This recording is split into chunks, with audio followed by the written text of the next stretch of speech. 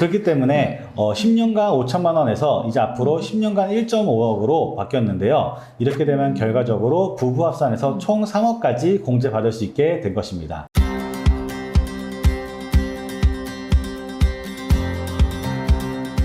여러분 안녕하세요. 얼마 전에 국세청에서 새로운 세법 개정안을 발표했는데요.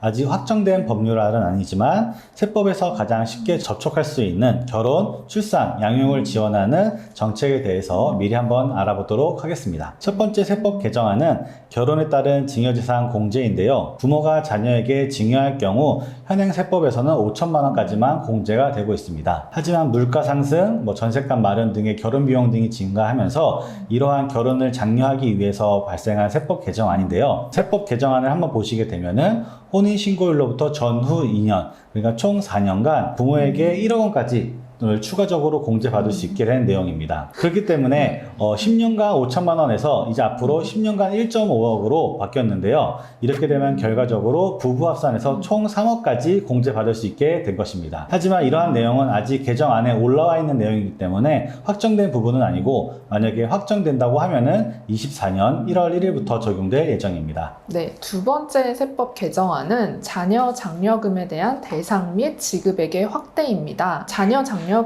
저소득 가정의 출산과 양육을 지원하기 위한 제도인데요. 이 자녀 장려금을 받기 위해서는 소득 요건이 있습니다. 현재는 소득 요건이 한 가구의 전체 소득이 4천만 원 미만이어야 지원을 할 수가 있었는데 이게 7천만 원 미만으로 상향이 되었습니다. 꽤 많은 분들이 혜택을 받을 수 있게 되었네요. 네, 지급액도 자녀 1인당 최대 80만 원에서 최대 100만 원까지로 상향이 되었습니다. 그래서 이번 개정으로 인해서 더 많은 저소득층의 가정이 지원을 받을 수 있을 것이라 예상이 됩니다. 네, 세 번째로는 출산 보육수당 비과세 한도 상향입니다. 근로자 본인이나 배우자가 출산 또는 6세 이하 자녀 보육에 의해서 근로소득에서 받는 10만 원까지 비과세를 해주셨는데요. 이 부분이 조금 상향되어서 10만 원에서 20만 원으로 올랐습니다. 따라서 근로자분들께서는 회사에다가 비과세 한도가 상향되었으니 이 부분을 좀 고려해달라고 요청하는 것도 좋을 것 같은데 앞서 말씀드린 것처럼 아직 개정안에 올라온 내용이기 때문에 만약에 시행이 된다고 하면은 24년부터 적용될 예정입니다. 네, 마지막 개정안은 영유아에 대한 의료비 세제 지원 강화입니다. 저희 연말정산 때 받는 의료비 세액 공제에는 산후조리원에 대한 의료비를 총 급여가 7천만 원 이하인 자에 한하여 1년에 1회 200만 원까지 공제를 해줬었는데요. 이번 개편안에 따르면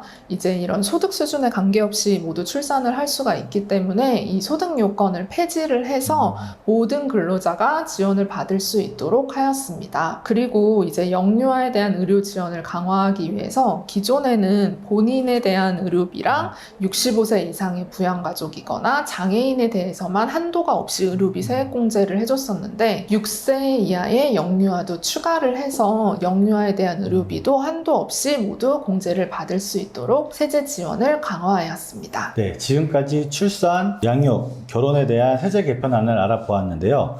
위에서 말씀드린 내용은 24년 1월 1일부터 적용될 예정입니다. 또한 해당 내용은 아직 개정안으로 올라와 있기 때문에 확정된 내용들은 아닌데요. 실제로 어떻게 통과될지는 한 번 더 지켜봐야 될 것 같습니다. 만약에 이제 확정이 되거나 변동이 있는 부분들이 있으면은 저희가 한 번 더 정리해서 한번 찾아뵙도록 하겠습니다.